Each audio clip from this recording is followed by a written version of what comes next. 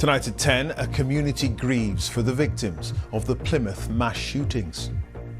Among the dead, Sophie Martin, just 3 years old, and her father Lee. A vigil in their memory, and for the others who died, eyewitnesses saw the gunman after he'd opened fire. I heard a bang. I walked around the corner and a bloke was walking towards me with a black rifle.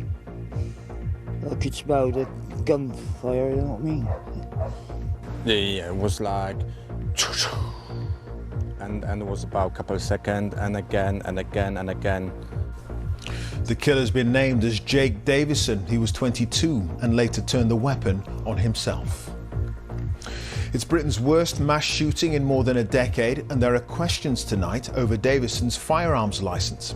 Our other main story. In Afghanistan, the UN warns of a humanitarian catastrophe, urging the country's neighbours to allow in civilians fleeing the fighting. For a majority of the population, they're waiting to see how things will unfold with a mixture of fear, anger and resignation. Up in sport on the BBC News channel, another 5-wicket haul. James Anderson helps England fight back on the second day of the second test against India at Lord's.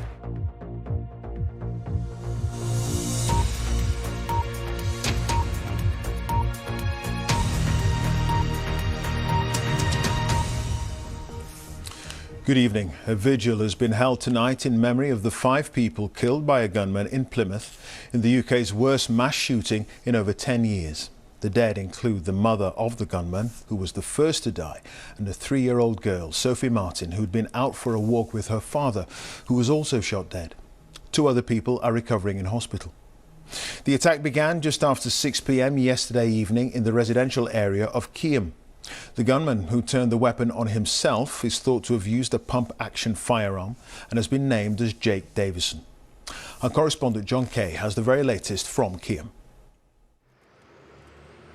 Plymouth is hurting tonight. In this neighbourhood, everyone knows one another. So finding out who the victims were has only made things more painful. The youngest to be killed was just 3 years old. Sophie Martin was out for a walk with her dad Lee when they were both shot dead. I feel devastated for the family. Paris and Billy heard the news this evening.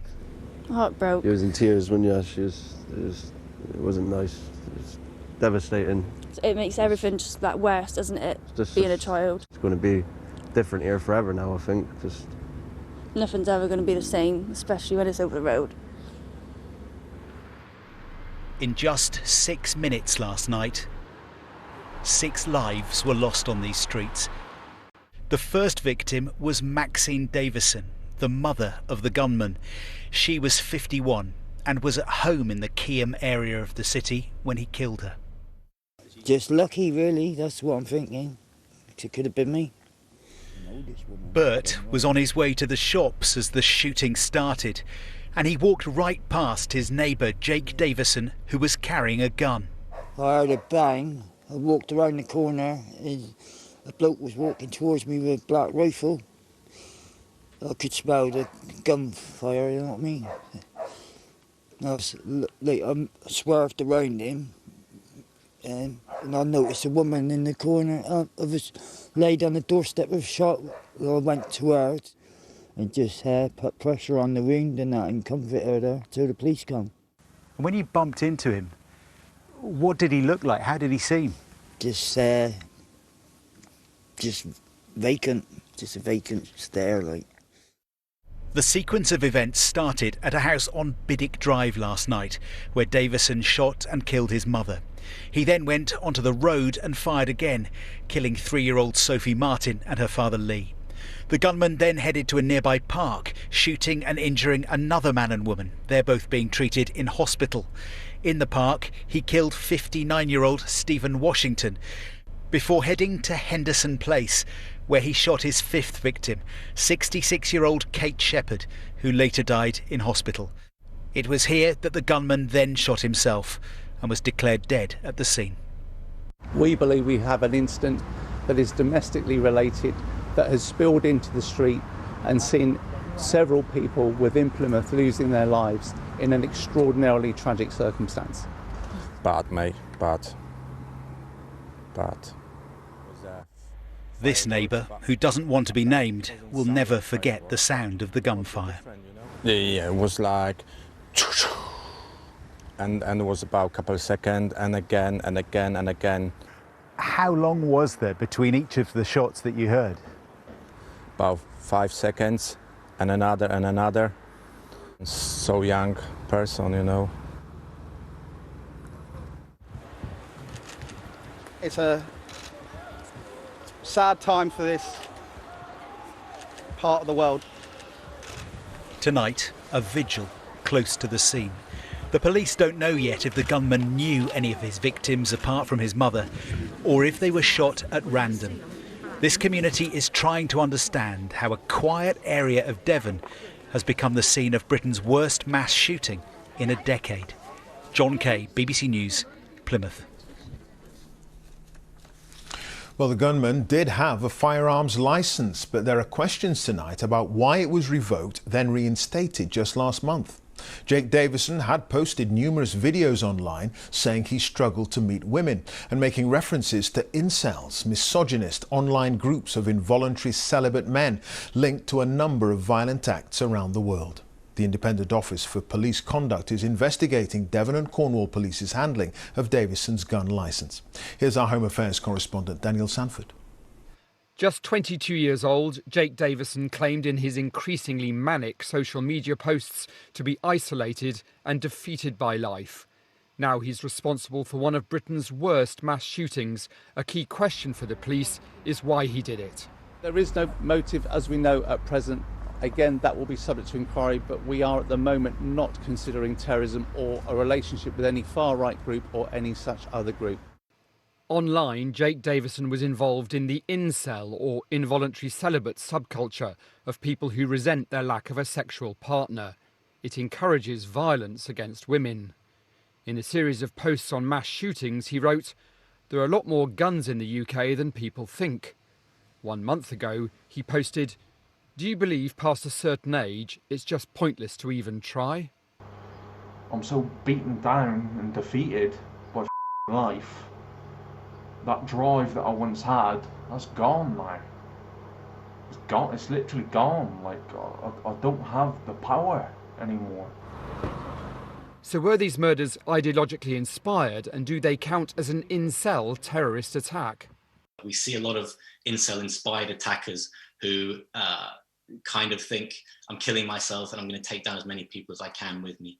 The question of whether it's terrorism or not will ultimately be determined by whether these victims were targeted for a certain political reason or whether there was a real ideological motive beyond just his identity. At his home here in Keam in Plymouth, Davison posted hate-filled online rants about single mothers and his own mother in particular, calling her vile, dysfunctional and chaotic. Yesterday evening, he shot her dead. When the gunman, a local man believed... Some previous mass shootings have resulted in tighter gun laws. The Hungerford massacre of 1987 led to a ban on most semi-automatic rifles. However, parents began making their way to the school. The Dunblane school massacre of 1996, in which 16 children died, led to a handgun ban. But in the Cumbria shootings of 2010 and in last night's murders, shotguns were involved, and these are still owned widely. There were almost 550,000 shotgun certificates issued last year in England and Wales. The number has gone up and down, but has remained steadily above 500,000 for many years. Tragically, Davison had his shotgun and certificate returned to him only last month. They'd been taken away last December following an allegation of assault. Daniel Sanford, BBC News, Plymouth. Well, let's rejoin our correspondent John Kay in Keam in Plymouth. John, big questions then tonight about this man's firearms licence as people in what is a very close-knit community grieve over a terrible loss. Yeah, Clive, and a lot of people attending this vigil here tonight have told us again and again that they knew the gunman. and they knew many of his victims. But tonight and in the next few days, they want to focus not on him or on his motives, but they want to remember the people that he killed. They want to support those people's friends and families and come together as a community and support one another. There's a real determination here to do that. So flags are being lowered on official buildings here in Plymouth. There's going to be a minute's silence next week. Theatre performances over the weekend have been cancelled. That just gives you a sense of the reaction, not just in this neighbourhood, but right across this city. So yes, people want to know about those gun licences. They want to know about things he's been posting on social media. They've got serious questions about his mental health, but they say all of that in time, right now, as you can see from the candles burning behind me. They just want to remember the people who've been killed. OK. John Kay, thank you for that, John, in Keyham in Plymouth. The United Nations has urged Afghanistan's neighbours to keep their borders open, potentially allowing tens of thousands of people fleeing fighting against the Taliban to reach safety. Aid agencies are warning of a humanitarian catastrophe as the militants continue their lightning advance across the country. Latest reports suggest they now control another provincial capital, Pali Alam, just 45 miles south of the capital, Kabul, from where our correspondent Yogita Lamai joins us now. Yogita. In just a few days, we've seen the conversation in this city change from being about whether Kabul would fall to how quickly it would happen. People are looking towards their government for direction, and so far we haven't heard from President Ashraf Ghani. The longer he remains silent, the more speculation and rumours there are, given just how vulnerable a position his government is in because of the advance of the Taliban, especially since the start of Thursday.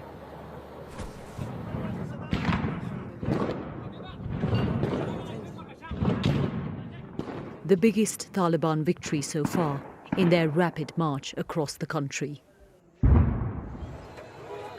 This is the centre of Kandahar city, a political and economic powerhouse.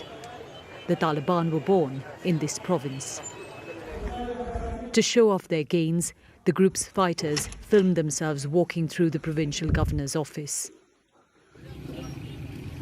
and released this video showing a traffic policeman welcoming them.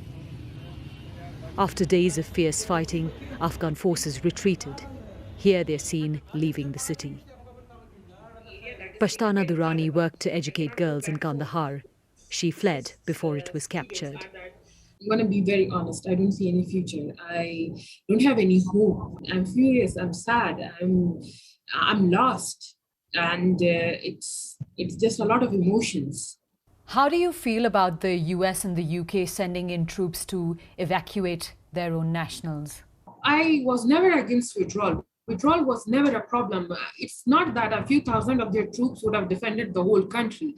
It's them legitimizing the deal. It's them legitimizing the Taliban. That's the problem. Hours before Kandahar, Herat was also captured, a major trade center close to the border with Iran. In the weeks leading up to the fall, influential pro-government leader Ismail Khan had led the battle against the Taliban. Now he's been captured by the insurgent group. Helmand province, where British troops fought some of their fiercest battles, is also under Taliban control. 15 provinces falling in 7 days have raised questions about the future of the Afghan capital, Kabul. What's happened here in just the span of a week has taken people here, the government and its international partners by surprise. Those who have the means are trying to get out of this country. Flights from Kabul are completely booked. But for a majority of the population, they're waiting to see how things will unfold with a mixture of fear, anger and resignation. Many believe the government has let them down. I've had to flee from my hometown because the Taliban captured it. They killed 3 of my brothers. Afghan forces are not fighting, they're just handing over control, Gulab Shah says. The fighting is less than an hour from Kabul now, in the neighbouring Logar province. Many of the war wounded from there have been coming to this Kabul hospital. 14-year-old Ahmad Milad was injured in an explosion. He's lost an eye and had his arm amputated. One of my brothers was also killed in the fighting 1 year ago. If my mother finds out what's happened to me, she'll have a stroke, he says. More than 1,000 have been killed in the past month in a country engulfed by suffering. Yogita Lamai, BBC News, Kabul. Well, here Boris Johnson says there's realistically no military solution to the conflict in Afghanistan. The withdrawal of foreign troops has been criticised by some senior MPs and members of the armed forces. The Prime Minister was speaking after a meeting of the government's Cobra Emergency Committee to discuss the unfolding crisis and plans to repatriate British citizens. It's 20 years since a US-led military coalition, including British troops, invaded Afghanistan and defeated the Taliban following the 9/11 attacks. Since then, the mission to support the Afghan government has cost the lives of 454 British personnel and Ministry of Defence civilians. Nearly 2,300 US troops have died in the fighting, along with more than 120,000 Afghan military, police and civilians. Now, the withdrawal of coalition forces is allowing the Taliban to rapidly re-seize control. Our defence correspondent Jonathan Beale has more. Just weeks ago, British forces were leaving Kabul for good. Now troops are preparing to go back in. This time not to stay, but to help fly out British nationals because of the rapid Taliban advance. After nearly 20 years of US and British intervention in Afghanistan, the Prime Minister tonight said there was never a military solution to bring peace to the country. What we certainly can do is work with all our partners in the region and around the world who share an interest in with us in preventing Afghanistan from once again becoming a breeding ground for terror. These carefully targeted actions are designed to disrupt the use of Afghanistan as a terrorist base of operations. That was, of course, the reason why they went there in the first place, soon after the attacks on the US on 9/11. But the efforts and sacrifices over the past 2 decades to create a more stable country now seem to have been in vain. And there's anger that Britain's following America's decision to leave Afghanistan. This is really bad for Britain. Looking weak, making yourself look like you're untrustworthy, weakens Britons abroad, makes us all more vulnerable, and leaves us exposed. Afghanistan's location is of strategic importance. To the north, there are the former Soviet states such as Turkmenistan, Uzbekistan and Tajikistan, all of whom still have close ties to Russia. To the west is Iran, which has already seen an influx of Afghan refugees. Afghanistan's largest border is with Pakistan, which in the past has been accused by the West of providing shelter and support to the Taliban. And further to the east is China, which has growing security and economic interests in the region. So what happens next to Afghanistan really matters. When the Soviet Union troops left in '89, the victorious Mujahideen started fighting each other. So the countries in the region then poured fuel on the fire of the Afghan civil war. And the fear now is because you've got lots of enmity between the countries in the region. It's a danger that could happen again. The US and Britain leave a country in limbo. The question now is not just what it was all for, but can they really afford to stand by as Afghanistan once again descends into civil war? Jonathan Beale, BBC News. Well, one of the British soldiers injured in Afghanistan was rifleman Craig Monaghan from Manchester. Serving with C Company, 2 rifles, he sustained serious head injuries and is still on medication. He says the news that the Taliban are back makes him wonder why so many fought, bled and lost their lives. 10 of his colleagues were killed. He's been speaking to our correspondent, Jeremy Cook. The pain I felt this morning was like I felt sick, like physically. Went to the toilet retching, thinking I was going to be sick. Every area now that I fought, bled, friends lost their lives on, it's just gone. I was 18 years old when I arrived in country, coming up to my 19th birthday.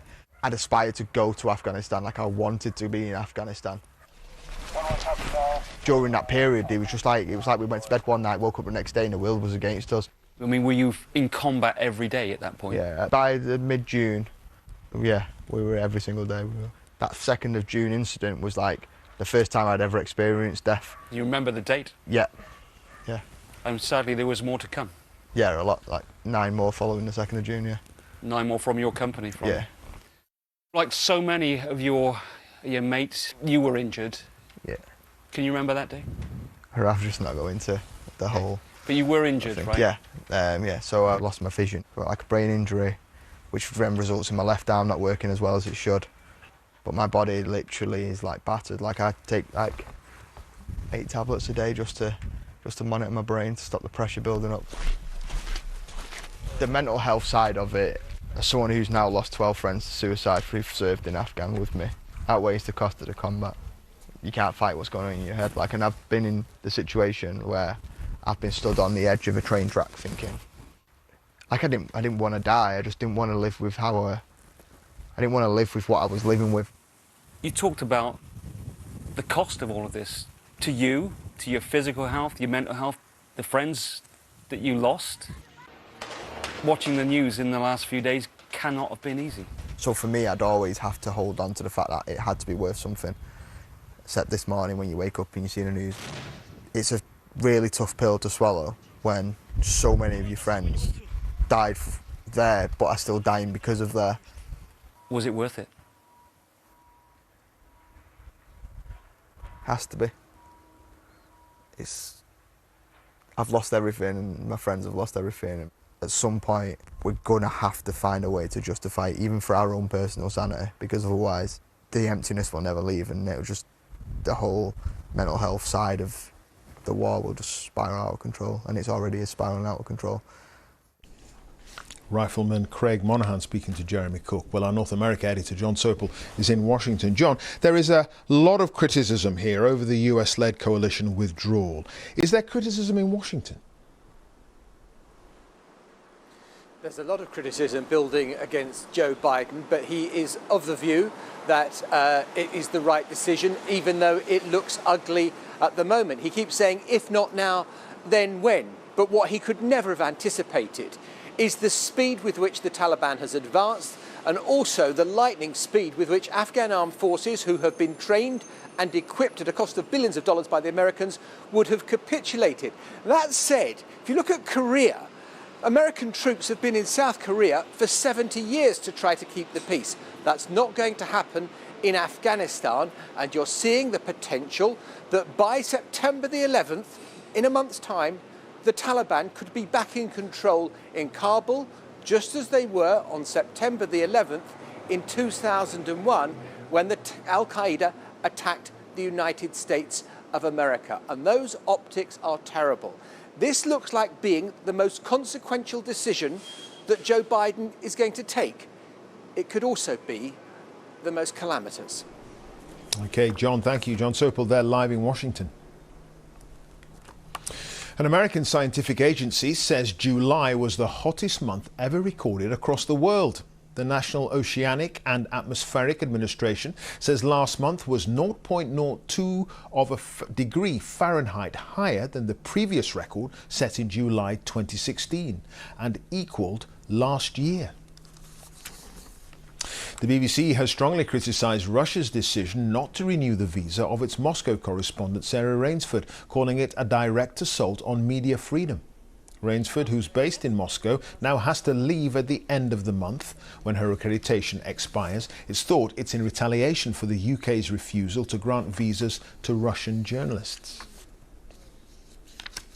Here, the government's latest coronavirus figures show there were 32,700 new infections recorded in the latest 24-hour period, which means on average there were 28,585 new cases per day in the last week. 5,875 people are in hospital with coronavirus. 100 deaths were recorded in the last 24 hours, which means there was an average of 89 deaths a day in the last week. More than 89% of adults in the UK now have had their first jab, and 76% have had 2 jabs. And the latest weekly estimate from the Office for National Statistics shows variations in case rates around the UK. Our health editor Hugh Pym is here. What are the trends around the country, Hugh? Well, Clive, the good news is that the surge in infections, which had been projected by government scientists and modellers, hasn't happened. And papers released from the SAGE Advisory Committee today show that the projection for hospital admissions made a week ago for this month was a third of the level which had been put forward in late July. If you look at the daily reported cases, though, having come down, they seem to have stabilised around 30,000, and the week-on-week rate is actually up a bit. Hospital admissions, though, continue to fall. Now, the ONS survey of community infections, including people who haven't got symptoms, shows that having come down, case rates remained unchanged in England last week. In Northern Ireland, they were still quite high, a bit lower in Wales and Scotland, and they did fall further in Scotland. So health officials are saying people shouldn't be complacent about the virus, and Public Health England have said today that those considering going to football matches for the opening of the English Premier League season, with big crowds expected, should be cautious on public transport, wear face coverings, and also around stadiums. Sure. OK, Hugh, thank you. Hugh Pym there. The father of Britney Spears has agreed to step down as her conservator after 13 years. Concerns over the singer's mental health had prompted Jamie Spears to take legal control of her estate and other aspects of her life. The pop star's lawyer welcomed the development as another step toward justice. Brentford have enjoyed a winning start in the opening match of the new Premier League season. Their 2-0 victory against Arsenal was also their first match in the top flight since 1947. Our sports correspondent Laura Scott has all the details. Welcome to the first game of the Premier League season! For football, a return on two levels. A full-capacity Premier League match for the first time in a year and a half. Premier League! Say we are Premier League! But if that wait has felt long, imagine how Brentford fans feel. 74 years it's taken for the Bees to be back in the top flight, and the buzz is undeniable. When we were at school, we used to get our little Brentford, why do you support Brentford, who's your Premier League team? But obviously now, this is our Premier League team. What are your hopes for the season? To get at least 15. Well, they might be back in large numbers and social distancing in the stands is no more, but these fans will need to be ready for random spot checks of their COVID-19 status as the Premier League readies itself for a potential toughening of government restrictions. Clubs have suffered estimated losses of £2 billion during the pandemic, though some seem more immune than others. Manchester City splashing out a record £100 million on Jack Grealish, and England captain Harry Kane could come next. Manchester City are the Premier League champions. But if they're going to be champions again, the man in charge says they have to raise their game. Every season when you begin is a new challenge. We celebrate our title, now it's in our cabin, in our memories, and start again. Back in Brentford, a dream start for the newcomers. Here comes Canos. Oh! Brentford are off and running. Sergi Canos sending the home faithful into a frenzy. And this late magic from Christian Norgard secured their spot at the top of the table. For now, at least, it was worth the wait. Laura Scott, BBC News, Brentford. That's it. Have a very good night.